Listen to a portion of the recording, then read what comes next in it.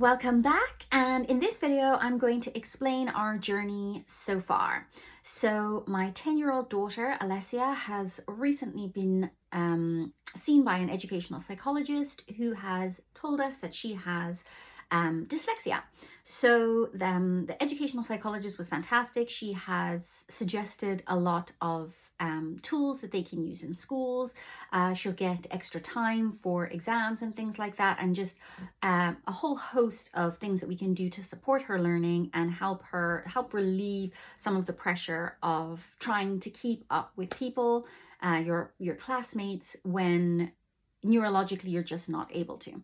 So my dad was a doctor, and he was very into alternative methods of healing, but also in just the innate healing ability of the body. That, he taught us that it's incredibly powerful and it's incredible what the body can do if you just figure out how to support it in its healing journey. Basically, it wants to heal. You have to help it remove what's causing the problem and support with what you can. So that was kind of how I approach most problems.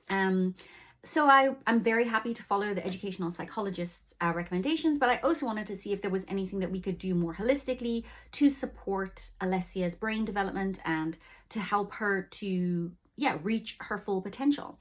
And that is when I discovered this doctor, Dr. Robin Pauc. He's authored, I think, 5 or 6 different books. I have 2 of them. I'll show you the other one when I find it, about developmental delays. So he basically puts all these what are they called, learning difficulties together, and says that it's just a developmental delay, that there are different reasons why the brain doesn't develop as it should, but it can still develop. It's not over. There's just specific exercises, there's diet changes, and there's all sorts of things you can do to help the parts of the brain that are under functioning to come back online, essentially, which is, I was so excited to learn about. And I was like, wow, I've never heard this before.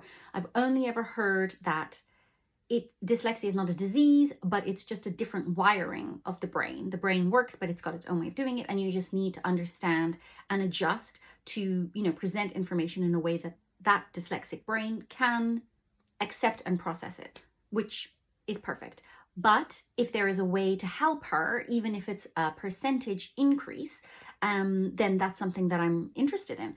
So I called Dr. Pauc, and we had a great chat. And what I really liked about what he was saying is his advice is not, although he's a neurologist, it's not just neuro-focused, it's more holistic. So he was talking about diet, he was talking about supplementation, he was talking about exercise, he was talking about the body globally, which really I was so excited about, because I think compartmentalizing the body is a very limited approach, because it's an integrated system. Everything affects everything else.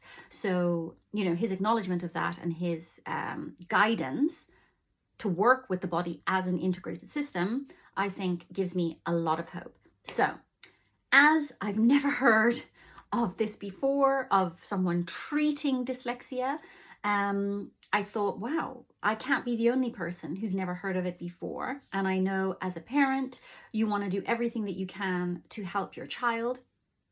And we started about 3 weeks ago with the treatment. So this is his book on the food element of it, but it also has a lot of information about the brain and about the different conditions and everything.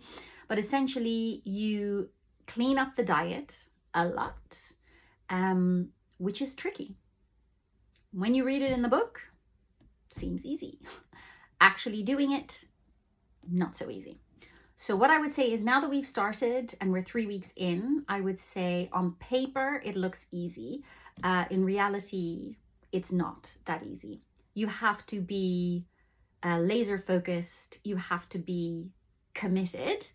But it's so exciting. So I'm here for it. I'm ready for it. And Alessia is ready for it, and we're doing it. So what we have started so far is we've removed, which she didn't have anyway, all artificial sugars, meaning aspartame, sucralose, all of them. Any kind of sweetener which We never had anyway. My husband's a chef. He wouldn't have it. But it is in things like children's medicine. So like sugar-free Nurofen or sugar-free Calpol. You have to watch out for that. So I've removed them and I've bought the ones with sugar. Sugar is less of a danger than the artificial sweeteners, according to the book. And then removing junk food from the diet completely.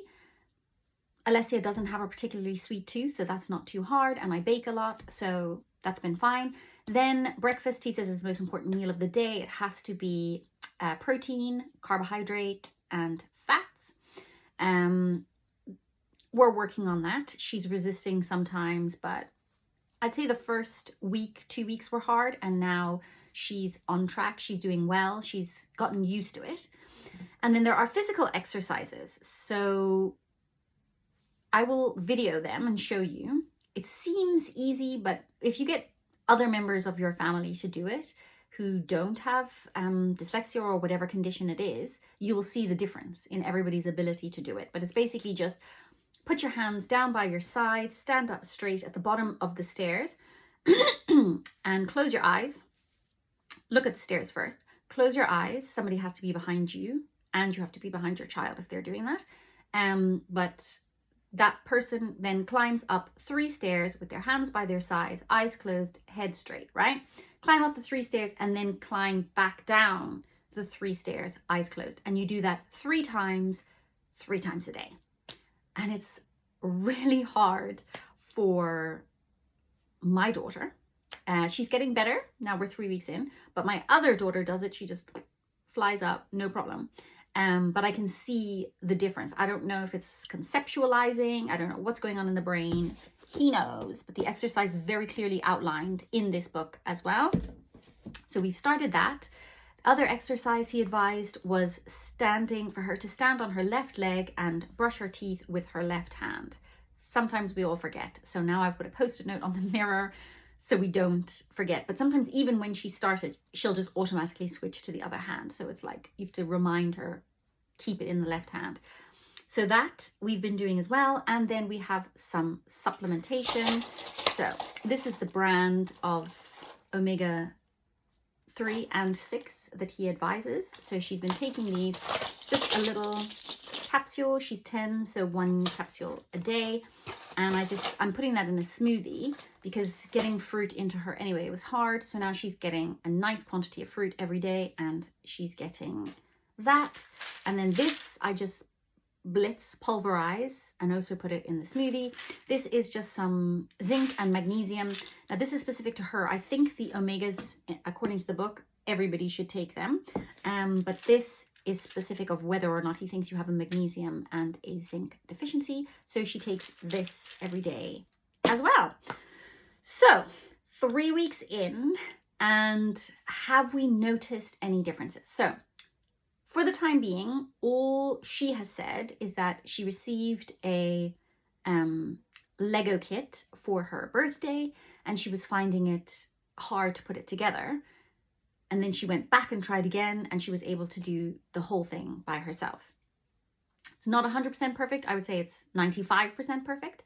But she was really proud of herself that she'd managed to do that without help and she was able to follow the instructions. So that's a big plus. And my husband yesterday pointed out that he played Snap with her and she'd never been as fast. Like he actually had to fight to not lose, like not be completely decimated in the game, which has never happened before. So he noticed a shift there. Now she was on holiday from school for the whole 3 weeks, so she's just gone back. So I'm eager to hear, in the coming weeks, maybe 4 or 5 weeks, if they notice anything at school. But yes, that is where we are up to now. And yeah, I thought, let me share it because I don't know what's going to happen. It's exciting. We'll see. Even if it's just, a percentage increase, that will alleviate a lot of her anxiety, that will make her feel better. And all we want is for her to, express her full potential in this world, for her to be able to do whatever she wants to do. And whatever we need to do to assist that, that's what we're going to do. So I will be back next time. I will film some of the exercises for you so that you can see what that actually practically looks like day to day. But what I would say is so far, it hasn't been, the supplements are not expensive. And there's a lot that you can do at home without having to go see Dr. Pork. So there's a lot of information in this book. There's a lot of information in his other books. The exercises are outlined in there that you could start if you wanted to. I would say you would need to give it a couple of months before you would be able to say definitively whether it has worked or not.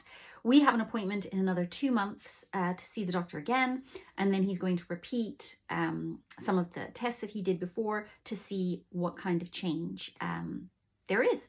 So that's that. Thank you if you've watched this far, and I will be back to show you the more specific exercises and let you know how we're getting on. Thanks so much. Bye-bye.